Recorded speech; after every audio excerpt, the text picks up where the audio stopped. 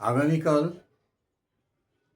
পশ্চিমবাংলায়, আগামীকাল না, আগামী পরশু পশ্চিমবাংলায় শেষ দফার ভোটদান পর্ব অনুষ্ঠিত হবে। একটা অনুরোধ আপনাদের কাছে। আমরা অনেকেই ভাবি, ভোট দিয়ে কী হবে, যা হবে তা তো হবেই। ভোটের দিনটাকে আমরা ছুটির দিন হিসেবে পালন করি। আজকে একটু মাংস টাংস খাওয়া যাক, বা ভালো নিরামিষ রান্নাও হতে পারে, বেশ আনন্দ করে জমিয়ে খাবো, বিশ্রাম করবো, একটা ছুটি পাওয়া গেছে। ও যারা দেবার তারা দেবে, যা হবার তো হবে আমরা জানি। এটা খুব হতাশা থেকে আসে। জনগণ যখন বুঝতে পারে যে বিষয়টা হতাশাই, এখান থেকে কিছু প্রাপ্তি নেই, তখন এই ধরনের মানসিকতা মানুষের মধ্যে আসে। কিন্তু সব সময় সেটা প্রয়োজন নেই, অন্তত এইবারেরটা না, এইবারের ভোট নয়। এবারের ভোট অত্যন্ত প্রয়োজনীয় ভোট। এবারের ভোটটা দেখুন, 90-95% ভোট মতদান সাধারণত কখনো হয়নি, পশ্চিমবাংলাতে তো হয়ইনি। সেটা যখন হয়েছে তখন এইটা বোঝা যাচ্ছে যে একটা বিপরীত শক্তি কাজ করছে। যে শক্তি কাজ করলে আমরা অস্বস্তিকর একটা ফল পেতাম, হয়তো তার বিপরীতে একটা শক্তি কাজ করছে।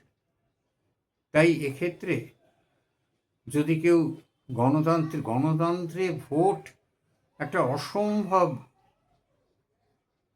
পুজোর অর্ঘ্যের মতো। গণতন্ত্র শ্রদ্ধার বস্তু। গণতন্ত্র ঠাট্টা ইয়ার্কি হাসির বস্তু নয়। এই যে মানুষ মানুষ করে সবাই না, এই মানুষের জন্য গণতন্ত্র, মানুষের দ্বারা গণতন্ত্র, এটা আজকে মূল্যহীন হয়ে যাচ্ছে আমাদের কাছে।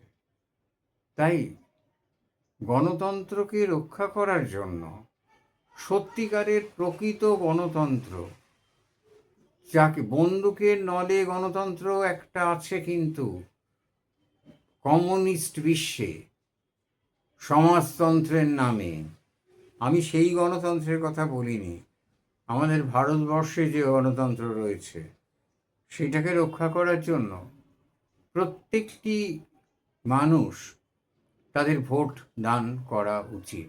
একান্ত অপারগ ক্ষেত্রে হয়তো হবে না, কিন্তু সেক্ষেত্রেও বাড়ির আর যারা থাকবেন তাদের বলে দেওয়া উচিত যেন ভোটটা কেটে দেওয়া হয়। নইলে সেটা কিন্তু আমার ইচ্ছা বা অনিচ্ছা যাই থাক, সেটা নিয়ে দুর্নীতি হতে পারে।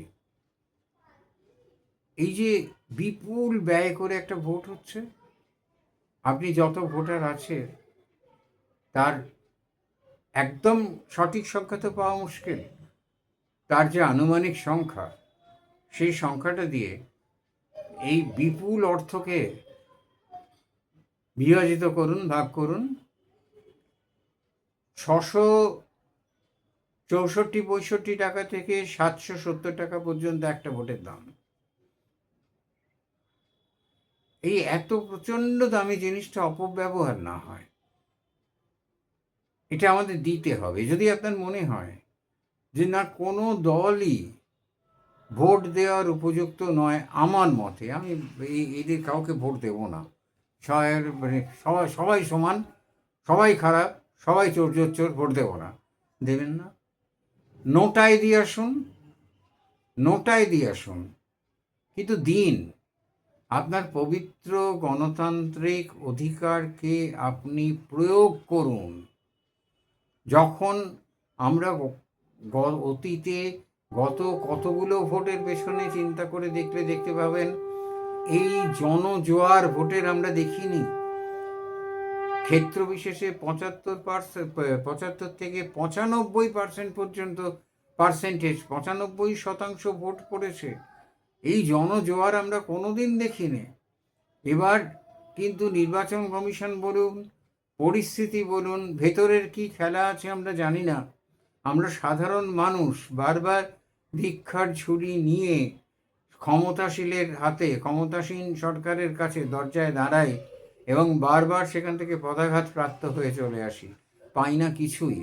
কিন্তু তবু আমাদের হাতে তো একটা নাগরিকের 3টে জিনিস দেয়ার আছে রাষ্ট্রকে। একটা হচ্ছে ভোট প্রধান, 2 নম্বর হচ্ছে আনুগত্য, আর 3 নম্বর হচ্ছে যথাযথ কর। আমরা সমস্ত সাধারণ মানুষ সবাই তো মাফিয়া নয়, আর সবাই দুবাইয়ের সঙ্গে যুক্ত কালোবাজারি নয়। আমরা কিন্তু সাধারণ মানুষ এই 3টে জিনিস সরকারকে দিয়ে থাকি, অত্যন্ত সিনসিয়ারলি দিয়ে থাকি। সেখানে ভোটও একটা অবশ্য দেয় পদার্থ, যেটা আপনি সরকারকে দেবেন, সরকার নয়, আপনার মনোনীত দলকে দেবেন। হ্যাঁ, দল দল দেখুন, ব্যক্তিকে নয়। ব্যক্তিকে ভোট দিয়ে কোনো লাভ নেই। একজন ব্যক্তি হেমন্ত বসু বিরাট ভালো মানুষ ছিলেন। হেমন্তবাবুকে দেখেছি ছোটবেলায়, গেছি ওনার বাড়িতে, আমার বাবার সঙ্গে পরিচয় ছিল। অসম্ভব ভালো মানুষ, কিন্তু হেমন্তবাবু কিছু করতে পারেননি। তার জন্য তিনি ব্যক্তি হিসেবে ভোট পেতেন। ব্যক্তি হিসেবে পাড়ার উত্তর কলকাতার সবাই বলতো, আরে হেমন্তদার এগেনস্টে কে দাঁড়াবে, হেমন্তদাকে দেবো। কিন্তু হেমন্তদা আলটিমেটলি করতে পারেননি কিছু, কারণ করে দল, ব্যক্তি করে না।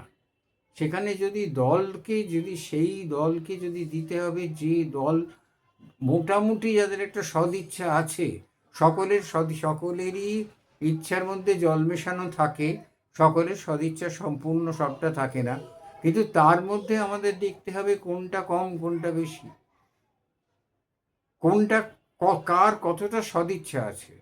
এই সদিচ্ছার মাপকাঠিতে দেখতে হবে। আজকে আমাদের সমস্যাগুলোকে বিশ্লেষণ করতে হবে। গরু পাচার একটা সমস্যা, কিন্তু সেটা নিয়ে বিরাট ব্যস্ত হওয়ার কিছু নেই। কিন্তু হিউম্যান ট্রাফিং, অনুপ্রবেশকারী, মহিলা ট্রাফিকিং, এগুলো সাধারণ অসম্ভব রকম সমস্যা। সব থেকে বড় সমস্যা অনুপ্রবেশকারী।